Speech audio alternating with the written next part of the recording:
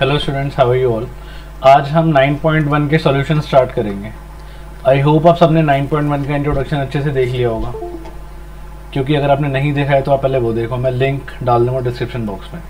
ठीक है, आज हम 9.1 के सॉल्यूशन स्टार्ट करेंगे। किस किस टाइप के क्वेश्चन एग्जाम में पूछे जाते हैं, ठीक है, क्या क्या लेवल होता है उनका, सारे हम NCERT के पहले स्टार्ट करेंगे, उसके बाद हम धीरे धीरे करके आगे प्रोसीड करेंगे। ठीक है, स्टार्ट करते हैं। 9.1 का क्वेश्चन नंबर 1 वो कह रहा है, a circus artist is climbing a 20 metre long rope which is tightly stretched and tied from the top of a vertical pole to the ground. Find the height of the pole if the angle made by the rope is with the ground is 30 degree. So आपको इसमें figure given है, इसलिए यहाँ पे figure बनी हुई है, but generally जो एग्जाम में क्वेश्चन आएगा 99% चांसेस है उसमें फिगर गिवन नहीं होगी।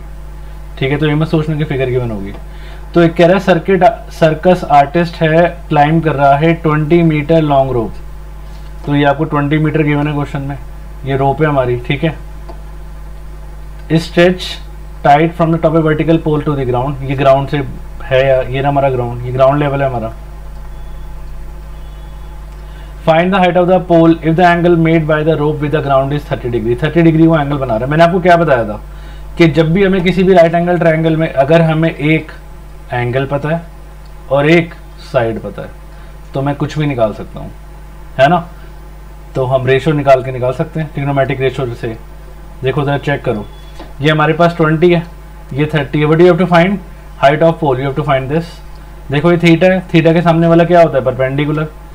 तो ये हमारा परपेंडिकुलर है। और नॉन साइड क्या है हमारे पास, ये हाइपोटेन्यूज है। पी और एच का रिलेशन क्या होता है याद है, साइन। तो हम साइन लगा देंगे, आंसर आ जाएगा, खत्म। पहले ट्रायंगल मेंशन करेंगे। इन ट्रायंगल ABC क्या लगेगा, sine 30 degree, sine 30 is equal to perpendicular of hypotenuse. Sine 30 की वैल्यू कितनी होती है, 1/2। परपेंडिकुलर कितना है मेरे पास, AB। हाइपोटेन्यूज कितना है, 20। तो आंसर कितना आएगा मेरे पास, ये कटेगा 20/2 AB, so which is 10। So AB is 10 metre, height of pole is 10 metre. ठीक है, सिंपल सा क्वेश्चन है, question number 1। Question number 2, question number 2 कह रहा है, a tree break due to storm and the broken part bends so that the top of the tree touches the ground making an angle of 30 degree with it. एक पेड़ टूटा और वो ground पे जाके बेंड हो गया और उससे ग्राउंड से वो एंगल बना रहा है 30 डिग्री का। तो पहले काम करते हैं, पहले एक साथ क्वेश्चन नहीं पढ़ते, पहले जितना गिवन हमने पढ़ा है उतना क्वेश्चन फिगर बना लेते हैं। जितना क्वेश्चन हमने पढ़ा है पहले उसकी फिगर बन जाती है। तो आप मान लो कि ये ट्री था AB, लेट कर लो कि AB ट्री था, और हम लेट कर लेते हैं कि वो यहाँ से टूटा C से। ठीक है, और ये वाला पार्ट जब वो नीचे गया, जब ये नीचे गया होगा पार्ट,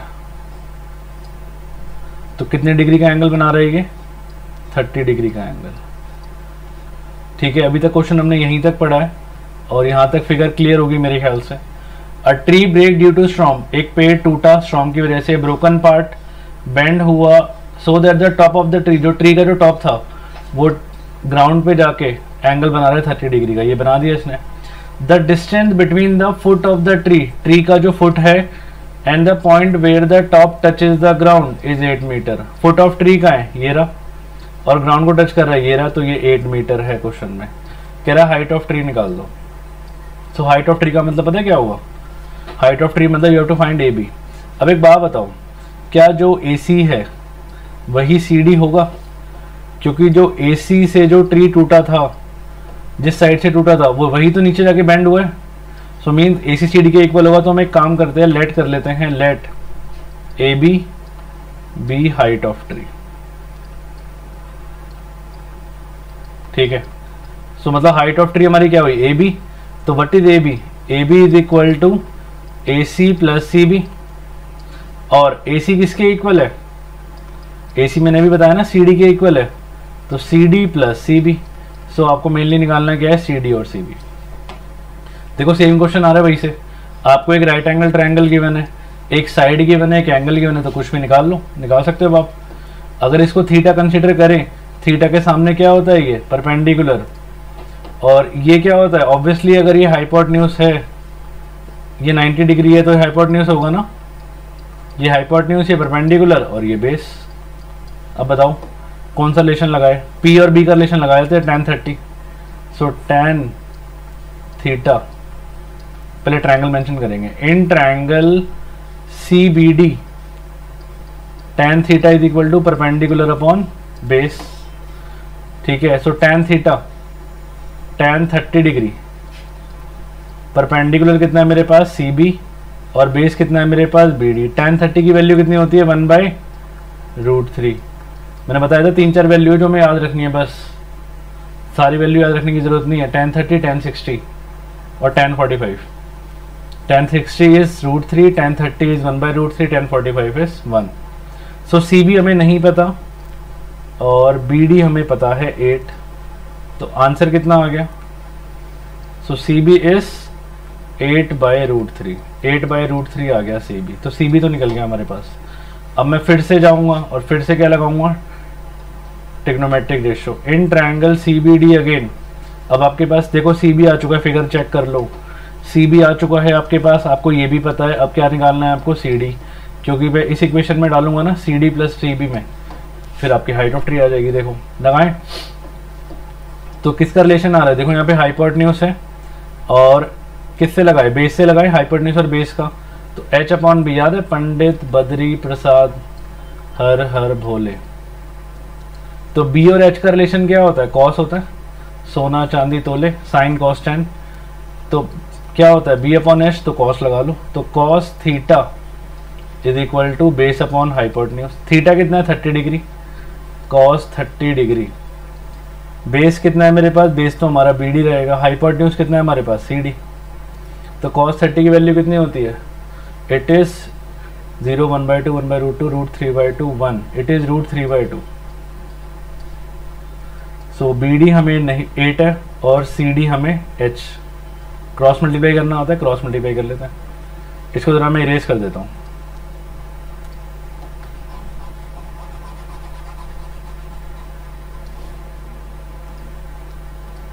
देखो, so it will be h is equal to, इसको ऊपर ले आओ, इसको नीचे ले जाओ, 8 × 2/√3 which is equal to h means C D.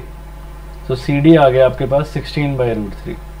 So height of tree मैंने क्या बताई थी, हाइट ऑफ ट्री क्या है हमारे पास, हाइट ऑफ ट्री है C D plus C B, C D plus C B. C D कितना है मेरे पास 16/√3 और सी बी कितना है मेरे पास, सी बी कितना निकाला है 8/√3।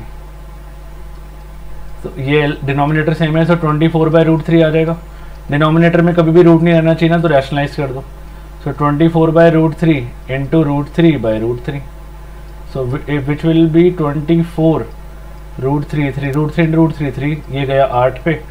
सो आंसर आ गया 8√3 इज योर आंसर। ठीक है, आगे चलें, सिंपल था क्वेश्चन। मेन चीज मैटर करती है फिगर, अगर आप फिगर अच्छे से बना लोगे तो कोई दिक्कत नहीं होनी, फिगर सबसे इंपॉर्टेंट है।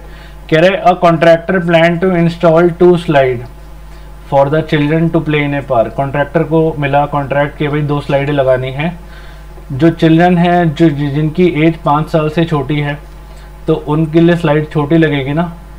She prefer to have a slide whose top is at a height of 1.5 metre. तो हम 2 स्लाइड बना दें, तो जो छोटे बच्चे हैं 1.5 मीटर की हाइट है इसकी एंड इंक्लाइन है 30 डिग्री पे। तो मतलब ये जो स्लाइड है जो छोटे बच्चों की है वो 30 डिग्री पे इंक्लाइन है। क्लियर है बात, ABC नाम दे दो ट्रायंगल को। ठीक है, जो एल्डर चिल्ड्रन है उसको चाहिए, she want to have a steep slide at a height of 3 metre, तो इनकी चाहिए 3 मीटर की स्लाइड क्योंकि बड़े बच्चे हैं। And incline at an angle of 60 degree, 60 degree पे इंक्लाइन है ये, देखो बना लो 60 डिग्री। क्लियर है, PQR। What should be the length of each slide in each case? Of the slide in each case. आपको लेंथ ऑफ स्लाइड निकालनी, तो बच्चा जब स्लाइड करेगा तो यहीं पे करेगा ना, तो आपको ये निकालना है और ये निकालना है। ठीक है, तो जो AC और PQ निकालना है, PR निकालना है हमें। ठीक है, पहले ट्रायंगल ले लें, इन ट्रायंगल ABC। अब अपने आप कोशिश करो और मुझे बताओ कमेंट सेक्शंस में कि कौन सी ट्रिग्नोमेट्रिक रेशियो लगने वाली है, क्योंकि देखो थीटा के सामने वाला क्या होता है परपेंडिकुलर, और ये क्या है मेरा हाइपोटेन्यूज। तो पी और एच का रिलेशन क्या होता है साइन थीटा, तो sine theta is equal to perpendicular upon hypotenuse. ठीक है, so sine theta will be sine 30 degree. Perpendicular कितना गिवन है मुझे, perpendicular is A B, theta के सामने वाला परपेंडिकुलर, और हाइपोटेन्यूज आपको निकालना है, you have to find A C. Sine 30 की वैल्यू होती है 1/2। ए बी मुझे पता है 1.5 है, ए सी मुझे नहीं पता, ए सी निकाल लो, क्रॉस मल्टीप्लाई कर लो। सो क्रॉस मल्टीप्लाई, ये ऊपर ये नीचे, सो ए सी इज इक्वल टू 1.5 इंटू 2, सो ए सी आ गया आपके पास 3 मीटर। क्लियर है, ए सी आ गया 3 मीटर। अब बड़े वाले बच्चों की बात करते हैं। अगर हम बड़े वाले बच्चों की स्लाइड की बात करें तो उसमें होगा in triangle P Q R, क्या होगा, क्या लगेगा, देखो थीटा के सामने परपेंडिकुलर और ये हाइपोटेन्यूज, इसमें भी सेम रिलेशन लग रहा है, sine theta is equal to P upon H. तो साइन 60 डिग्री, परपेंडिकुलर कितना है मेरे पास पी क्यू, हाइपोटेन्यूज कितना है मेरे पास पी आर। साइन 60 की वैल्यू होती है √3/2। पी क्यू है हमारे पास 3 और पी आर हमें निकालना है, क्रॉस मल्टीप्लाई कर लो, आंसर आ गया। Means P R is equal to 3 into 2/√3। So this will be 6/√3। इसको रैशनलाइज करो तो √3/√3, तो पी आर आएगा आपके पास 6√3/3। इसको काटो, 2 आ गया। So answer is 2√3 metre. तो दिस इज योर आंसर। ये बड़े बच्चों की स्लाइड के लिए और ये छोटे बच्चों की स्लाइड होगी। ठीक है, क्लियर है, आगे चलें। नेक्स्ट कह रहे the angle of elevation of the top of a tower from a point on the ground which is 30 metre away from the foot of the tower is 30 degree. अब एक एक करके स्टार्ट कर दे। The angle of elevation, elevation का मतलब क्या होता है, वो नीचे से ऊपर देख रहा है। ऑफ दी, कहाँ का, टॉप ऑफ ए टावर का, टॉप ऑफ ए टावर का, तो एक टावर है यहाँ पे, ये टावर मान लो ए बी एक टावर है। From a point on the ground, obviously ये टावर ग्राउंड पे ही खड़ा होगा, तो यहाँ पे कोई पॉइंट ले लो आप सी, ये ग्राउंड है, इसका एलिवेशन है कितना, from a point on the ground which is 30 metre away. अच्छा, ये जो पॉइंट है ग्राउंड पे वो कितनी दूर है, 30 मीटर दूर है। ये रहा इस 30 डिग्री, ये 30 डिग्री है। इसमें सबसे मेन चीज़ है फिगर बनानी। अब मैं आपको साथ साथ क्वेश्चन के साथ साथ पूरा क्लियर कर रहा हूँ कि फिगर बनती कैसे है, क्योंकि पेपर में फिगर सबसे बड़ा, फिगर ही गलत बनी तो आंसर कहाँ सही आएगा। कह रहा है find the height of the tower, निकाल लो, हाइट ऑफ टावर निकाल लो। ये 90 है, तो you have to find this. इसमें डायरेक्ट जब भी देखो हाइपोटेन्यूज का काम ना हो, एक बात याद रखो, tan लगता है सिंपल, क्योंकि tan is perpendicular upon base. तो आप लगा दो इसमें इन ट्रायंगल, कौन सा, ए बी सी। ठीक है, क्या लिखेंगे हम, tan theta is equal to perpendicular upon base. So theta कितना है मेरे पास, 30 डिग्री, परपेंडिकुलर है मेरे पास ए बी, बेस कितना है मेरे पास बी सी। tan 30 की वैल्यू होती है 1/√3। ए बी हमें नहीं पता, बी सी हमें 30 की वन है, क्रॉस मल्टीप्लाई कर लो। So this will be 30/√3। A B आ गया 30/√3। इसको रैशनलाइज कर लो, A B is equal to 30/√3 into √3/√3। So this will be 30√3/3। Cut करो इसको, तो ए बी कितना आ गया मेरे पास, 10√3। सो 10√3 आ गया answer, 10√3 is your answer. Clear है, आगे चलें। Question number 5। A kite is flying at a height of 60 metre. एक जो काइट है वो 60 मीटर हाई ऊपर फ्लाई कर रही है अबव द ग्राउंड, मतलब वो हॉरिजॉन्टल डिस्टेंस दिया हुआ है उसने 60 मीटर, एक काइट यहाँ फ्लाई कर रही है। ठीक है, ए भी नाम ले ले। The string attach to the kite, तो काइट इतनी ऊंची उड़ रही है 60 मीटर। एक जो स्ट्रिंग है जो काइट से अटैच है, is temporarily tied to a point on the ground, मतलब जो स्ट्रिंग थी, अब मान लो यहाँ पे स्ट्रिंग है, यहाँ पे कोई धागा है, इसने इसको यहाँ से ज्वाइन किया। ठीक है, जो स्ट्रिंग थी इसने इसको ज्वाइन किया the inclination of the string with the ground, जो इंक्लिनेशन है वो है 60 डिग्री, 60 डिग्री है। कह रहे लेंथ ऑफ स्ट्रिंग निकाल दो। बताओ, सेम क्वेश्चन घूम फिर के वहीं पे आ रहे हैं, सब में यही लगना है। अब इसमें हाइपोटेन्यूज का काम आ गया, लेंथ ऑफ स्ट्रिंग निकालनी है ना। Assuming there is no slack in the string, कोई स्लैक नहीं है, तो देखो इसमें हाइपोटेन्यूज का काम आ गया। ये थीटा मान लो, थीटा के सामने क्या होता है, ये परपेंडिकुलर, और सबसे लंबड़ी साइड क्या होती है, हाइपोटेन्यूज। लगा दो साइन। तो इन ट्रायंगल ABC अगेन क्या लगेगा, sine theta is equal to perpendicular upon hypotenuse. तो थीटा कितना है मेरे पास 60 डिग्री, तो sine 60 degree is equal to perpendicular कितना है 60, हाइपोटेन्यूज इज AC। साइन 60 की वैल्यू कितनी होती है √3/2, 60 अपॉन AC। तो क्रॉस मल्टीप्लाई कर लो। So AC is equal to 60 into 2/√3। तो ये आएगा AC is equal to 120/√3। Rationalise कर लो, √3/√3 कट गया तो कितना आ गया 120√3/3। काटो इसको 40, सो answer is 40√3। 40√3 is your answer. Clear है, आगे चलें। Question number 6। क्वेश्चन नंबर 6 कह रहा है एक 1.5 metre tall boy is standing at some distance from a 30 metre tall building. एक 30 मीटर की बिल्डिंग है, एक 30 मीटर की बिल्डिंग है, ठीक है। ये 30 मीटर की बिल्डिंग मान लो आप AB, ये 30 मीटर की बिल्डिंग है और एक 1.5 मीटर हाइट का एक लड़का है यहाँ पे, ठीक है। यहाँ तक पढ़ा है, यहीं तक हमने फिगर बना दी। तो ध्यान से चेक करना फिगर कैसे बनेगी।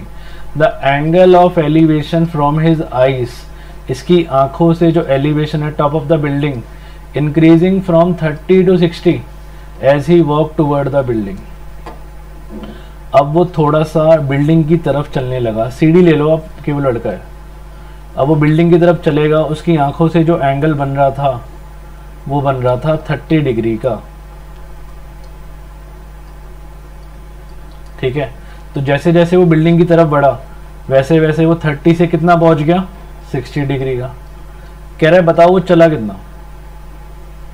आपसे क्वेश्चन कर रहा है CDE नाम देते हैं इसको। You have to find CE, चला कितना वो। अब इन क्वेश्चंस को करने का मैंने बड़ा सिंपल सा एक शॉर्टकट बताया था, आपको याद है, 2 राइट एंगल ट्रायंगल वाला, बस वही लगाना है हमने। 2 राइट एंगल ट्रायंगल देखो देखो। अब इसमें 1.5 गिवन है तो मतलब ये भी 1.5 होगा। अगर ये 1.5 है 30 है तो 28.5 होगा, ठीक है। What you have to find the distance he walk toward the building. So you have to find, क्या फाइंड करना है आपको, CE। तो स्टार्ट करते हैं। देखो पहले हम ट्रायंगल लेंगे, दोनों राइट एंगल ट्रायंगल ढूंढो। दिख रहा है आपको, इसको नाम देते हैं हम F, AFE एंड AFC, दोनों में tan लगा दो, आंसर आ जाएगा आपका। मतलब इन ट्रायंगल AFE मैं क्या कह सकता हूँ, tan theta is equal to perpendicular upon base. अब जरा चेक करो, अगर आपके पास AB 30 है, ठीक है, और FB 1.5 है, तो क्या AF आपके पास 28.5 मीटर होगा, यस और नो, है ना। 30 में से 1.5 गया तो tan थीटा लगाओ। सो tan 60 डिग्री कितना है, tan 60 परपेंडिकुलर कितना है मेरे पास AF, और बेस कितना है मेरे पास EF, ठीक है। तो tan 60 होता है √3। AF मुझे पता है कितना है, AF हमने ये रहा 28.5, और EF कितना है हमारे पास, EF आपको नहीं पता। सो EF आ गया आपके पास कितना 28.5/√3। क्लियर है। इसको रैशनलाइज करें, रैशनलाइज कर दो इसको, इजी रहेगा। सो इट विल बी 28.5√3/3। ये कटेगा 3 से, 3 9s 27, डेसिमल लगा 15, 9.5√3। EF आ गया आपके पास 9.5√3। अब दूसरा ट्रायंगल लो, एक और ट्रायंगल दिखना है ना हमें, AFC, 2 राइट एंगल ट्रायंगल ढूंढने होते थे।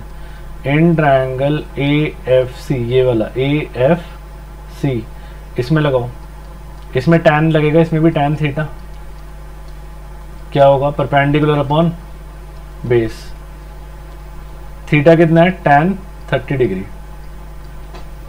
Perpendicular is again A F, और बेस कितना है मेरे पास, बेस है सी एफ, तो tan 30 की वैल्यू होती है 1/√3। ए एफ हमें नहीं पता, अच्छा ए एफ हमें पता है, सॉरी 28.5 है, और सी एफ हमें निकालना है, ठीक है, क्रॉस मल्टीप्लाई करो इसको भी,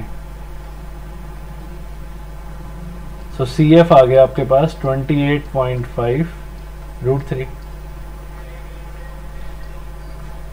हमने क्या किया अभी तक, हमने दो राइट एंगल ट्रायंगल लिए, मैं आपको वैसे बता देता हूँ, ये देखो दो राइट एंगल ट्रायंगल लिए, एक ये रहा और एक ये रहा, इन दोनों में tan लगाया, जब पहले में tan लगाया तो मेरे पास क्या आया, EF आया, जब दूसरे में tan लगाया तो क्या आया, CF आया। आपको निकालना क्या है, CE।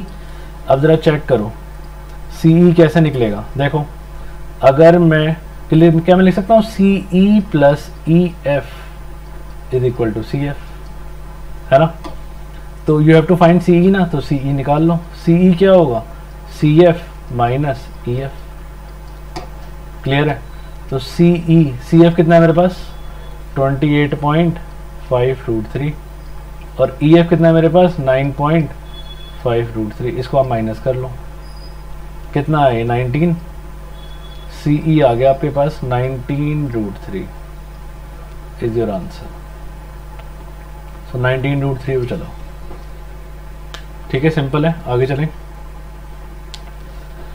नेक्स्ट कह रहा है from a point on the ground the angle of elevation of the bottom and top of a transmission tower fixed at the top of a 20 metre high building are 45 and 60।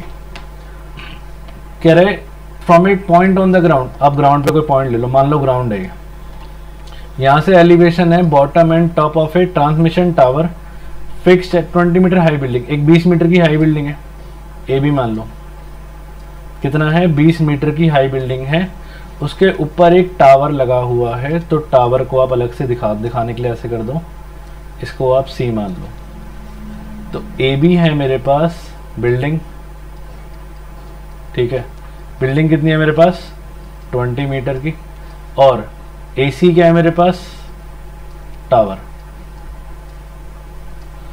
और कह रहा है from a point, from यहां से देख रहा है वो, डी से देख रहा है, the angle of elevation, elevation देख रहा है कहाँ पे देख रहा है, बॉटम पे देख रहा है और टॉप पे देख रहा है, किसके टावर के, तो पहले बॉटम कह रहा है तो पहले बॉटम लूंगा, तो मतलब ये रहा टावर का बॉटम, ये रहा, तो इस पे जो पहले एंगल बनेगा 45 तो वही लेंगे, क्योंकि रिस्पेक्टिवली कह रहा है, क्रोनोलॉजी के अकॉर्डिंग चलेगा वो, जैसे जैसे गिवन है वैसे वैसे चलेगा, मतलब यहाँ पे जो एंगल बन रहा है इट इज 45 डिग्री, और अब कह रहा है टॉप पे बना रहा है, कितना बना रहा है 60 डिग्री, तो टावर का टॉप ये रहा, इस पे कितना बना रहा है ये 60 डिग्री, कह रहा है find the height of the tower, आपको हाइट ऑफ टावर निकालनी है, you have to find A. सबसे पहले बताओ क्वेश्चन की लैंग्वेज समझ आई, क्योंकि सबसे इंपॉर्टेंट चीज़ ही वही है, जब क्वेश्चन इन समझोगे तो सॉल्व कैसे करोगे, ठीक है, तो you have to find AC निकालना है आपको, एसी। अब देखो एक बार जरा मैं आपको हिंट दूं करना कैसे, आपने क्या करना है, आपने ए बी डी में से, ए बी डी दिख रहा है right angle triangle, triangle A B D में से आपने, आप एक काम कर सकते हो बी डी निकाल सकते हो, बी डी निकल जाएगा इससे, फिर ट्रायंगल बी सी डी में से आप क्या करो बी सी निकाल लो, है ना, इससे हमारा बी सी भी आ जाएगा, और जब आप बी सी को ए बी में से माइनस करोगे तो आपकी टावर की हाइट आ जाएगी, but you have to find, एक बार लिख दें, but you have to find, you have to find A C, आपको ए सी निकालना है, ठीक है, स्टार्ट करें, देखो प्रूफ देखो, मैंने क्या बताया, दो राइट एंगल ट्रायंगल ढूंढने दिख गए मुझे, in triangle A B D. अब देखो जब मैंने बताया ना, जब आपको हाइपोटेन्यूज का काम नहीं होता tan लगाओ, क्वेश्चन खत्म करो, सिंपल, tan थीटा क्या होता है, परपेंडिकुलर अपॉन बेस, तो tan थीटा कितना है 45 डिग्री, छोटे वाले का, tan 40 की वैल्यू मैंने बताई थी, याद करेगी 1, perpendicular is A B, base कितना है मेरे पास बी डी, tan 45 की वैल्यू कितनी होती है 1, ए बी है 20, बी डी हमें नहीं पता, तो क्रॉस मल्टीप्लाई कर लो, बी डी आ गया 20 मीटर, बी डी आ गया 20 मीटर। क्लियर है? सो बी डी निकल चुका है, मैंने आपको यही बताया था। अब बी डी के बाद हम क्या करेंगे, फिर दूसरा ट्रायंगल लेंगे, उसमें tan लगा देंगे। क्या? In triangle C B D, फिर से tan लगा दो। अब बड़े वाले का जो tan है, थीटा है, वो कितना है? 60 डिग्री है। हमने इससे बी डी निकाल लिया, अब हम इससे क्या निकालेंगे? बी सी निकाल लेंगे। फिर जब हम बी सी में से ए बी को माइनस कर देंगे तो क्या आ जाएगा आपके पास? ए सी आ जाएगा। देखो, सो tan 60 परपेंडिकुलर कितना है मेरे पास? बी सी, और बेस कितना है मेरे पास? B D. बी डी में निकाल चुका हूँ, tan 60 की वैल्यू होती है √3। बी सी हमें नहीं पता। अच्छा, बी सी की जगह एक बात बताओ, जो हमें निकालना है इसको हम एक्स लेट कर लें, क्या ए सी को हम एक्स मान लें? ईजी रहेगा। तो बी सी की जगह चेक करो, क्या मैं लिख सकता हूँ x + 20, कह सकते हैं, क्योंकि बी सी क्या है? x + 20, और बी डी की वैल्यू पता है मुझे, बी डी कितना है? 20। क्रॉस मल्टीप्लाई करो तो ये आ गया 20 √3 = x + 20, इससे आपका x आ जाएगा। सो इट विल बी 20 √3 - 20, x आ गया। 20 कॉमन ले लो, अंदर क्या बचा? √3 - 1। So this is your answer which is equal to A C. यही आपकी टावर की हाइट है। अगर पेपर में √3 की वैल्यू गिवन हो तो डाल देना, नहीं तो कोई इशू नहीं है, इतना भी आंसर छोड़ाओगे तो चलेगा। ठीक है, आगे चले। नेक्स्ट क्वेश्चन कह रहा है, एक स्टैचू है 1.6 मीटर टॉल, 1.6 मीटर बड़ा स्टैचू है, stand on the top of A pedestal. Pedestal मतलब उसका जो बेस होता है, जिस पे स्टैचू खड़े होते हैं, वो पेडेस्टल के ऊपर खड़ा हुआ है, from a point on the ground. एक साथ क्वेश्चन नहीं पढ़ते, पहले जरा इतनी फिगर बनाते हैं। कह रहा है एक 1.6 मीटर टॉल स्टैचू, ये रहा 1.6 मीटर टॉल स्टैचू, कहाँ खड़ा है? पेडेस्टल पे। तो पेडेस्टल ये बना लो, देखो ए बी और सी। ठीक है, पेडेस्टल पे खड़ा है, यहाँ तक हमने पढ़ा, यहाँ तक हमने फिगर बना ली। इस तरह से चेक करो, from a point on the ground, अब ग्राउंड यहीं पर होगा, डी मान लो। The angle of elevation of the top of the statue is 60 degree. ठीक है, पहले हम जरा चेक करें स्टैचू किसको लिया था हमने ए बी को क्या लिया था। पेपर में लिख दोगे तो टीचर भी खुश हो जाएगी कि हाँ चलो कितना अच्छा बच्चा है। ए बी लिया था स्टैचू और बी सी लिया था हमने pedestal. Pedestal from a point on the ground the angle of elevation, from मतलब यहाँ से, on off the top of the statue, statue के टॉप पे, स्टैचू का टॉप कहाँ है? स्टैचू का टॉप ये रहा, 60 डिग्री है, तो मतलब ये angle, this angle is 60 degree. And आगे कह रहा है फ्रॉम द सेम पॉइंट, मतलब डी पॉइंट से ही the angle of elevation of the top of the pedestal, pedestal का टॉप 45 डिग्री है, तो पेडेस्टल का टॉप ये रहा।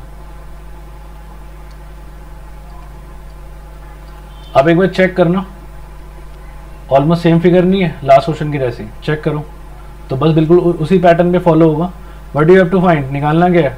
Height of pedestal, you have to find B C, B C निकालना है। तो इसको एक्स मान लो, क्योंकि ऐसे भी एक्स निकालना तो आपका फेवरेट ही है ना, एक्स कितनी अच्छी लगती है आपको।